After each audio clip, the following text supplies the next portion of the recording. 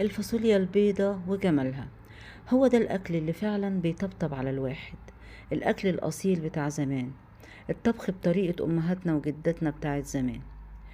مش لازم نعود ولادنا على الأكل الجاهز على طول، لازم برضو نعودهم على إن احنا الأكل اللي اتربينا عليه وازاي بنعمله وازاي ياكلوا ده وده، علشان برضو دي الأكلة اللي هي اسمها بيرم العظم.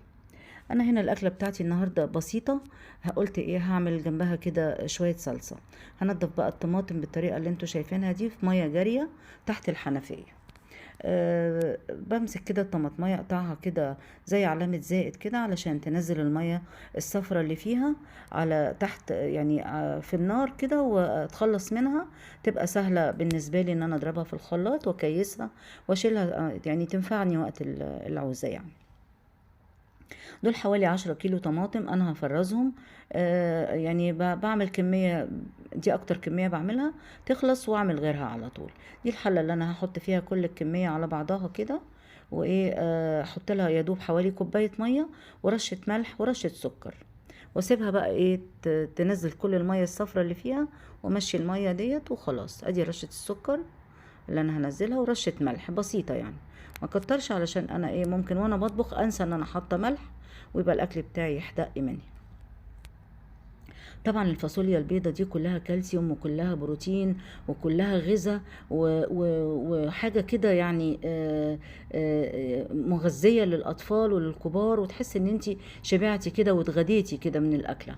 انا طبعا هجيب بصلايه كبيره كده واخرطها من غير ماده دهنيه لسه، على بال ما الريحه الاولانيه بتاعت البصله دي كده يعني تخرج وتطلع، وبعدين احط الايه الماده الدهنيه بتاعتي اللي انا ايه هشوح فيها البصله. كل ده كده من غير اي ماده دهنيه. اخرط بقى البصلايه بتاعتي وانزل بقى بشويه زيت نضيف كده، اقلب بقى فيها شويه كده الاول على بال ما كل الروايح بتاعتها اللي انا مش عاوزاها تخرج كده. ببقى مولعه على الحله الاول كده وايه واخرط البصلايه، وبعدين انزل بقى شويه زيت نضيف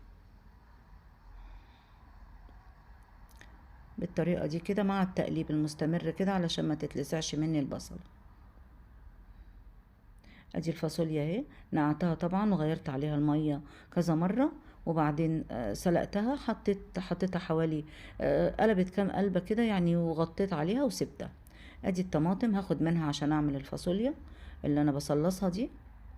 ادي الميه اللي انا يعني بتخلص منها كل شويه، بغطي كده بوري بالغطا كده واصفيها. ضربت منها طبعا شويه كده علشان انزل بيها على البصل. حطيت معلقه زبده بقى كده مع شويه الزيت وفص توم واحد علشان دي بقوليات طبعا ما تبقاش ايه ما تتعبش يعني. فص توم واحد مش كتير. اقلب بقى كده واحط بقى الايه الفلفل بتاعي هنزله دلوقتي والملح. ادي شويه ملح. اقلب البصله كده لحد ما تدبل معايا خالص، تاخد لون بسيط كده علشان الاكله كده تعمر الدماغ زي ما بيقول. انزل الفلفل الاسمر بقى عشان ريحه البصله الجميله تطلع بقى. حط حته برضو فلفل حامي كده تدي طعامه كده للاكله، اللي عاوز يحط اللي مش عاوز يعني براحتك. دي أكلة بسيطة كده، ويعني مش صعبة في عمايلها. بس ايه يعني انا بفهم البنات برضو ان البقوليات دي لازم تتسلق وتتنقع يعني ترمي ميتها الاول كده علشان ما تتعبش يعني. هصفي الطماطم طبعا بيبقى فيه جلد وبذر كده ما بيبقاش ليهم، ما بتبقاش ظريفة في الاكلة يعني. اللحمة دي واخدة نص سوا معايا كده، وانزلها بقى بعد ما الطماطم خدت كده غلوتين انزلها بقى معاها عشان تشرب من الصلصة. الصلصة طبعا دي لازم احط لها ايه شوية سكر كده، ودي اللي نازلة ديت في الفلاية من الحصى اللي انا سلقت بيها اللحم. احط بقى طبعا شوية شعرية كده عشان اعمل ايه رز بشعرية. بعد ما اشتغل في التسبيكة الناحية التانية على طول يبقى فيه الرز علشان الاكلة كلها تبقى سخنة في نفس الوقت. حمرت الشعرية طبعا، انا بحب قوي ان انا اضيف المية على الشعرية كده عشان بيبقى ريحتها تطلع جميلة جدا. وادي الصلصة شغالة على العين التالتة. احط بقى شويه ملح كده للرز. انا ببقى واقفه على البوتاجاز عيني على كل حاجه، يعني ابقى مركزه كده في اكلتي. اصفي بقى شويه رز كده اللي انا غسلتهم دول وما نقعتهمش، وانزلهم على الشعريه كده يبقى الايه الرز يعتبر خلص. اقلبه كده واغطيه. طبعا هنا الصلصه شغاله نشفت معايا اهي، اتسبكت خالص مع اللحمه. بعد ما اتسبكت كده اقلبها احركها كده كل شويه علشان ما تلزقش مني.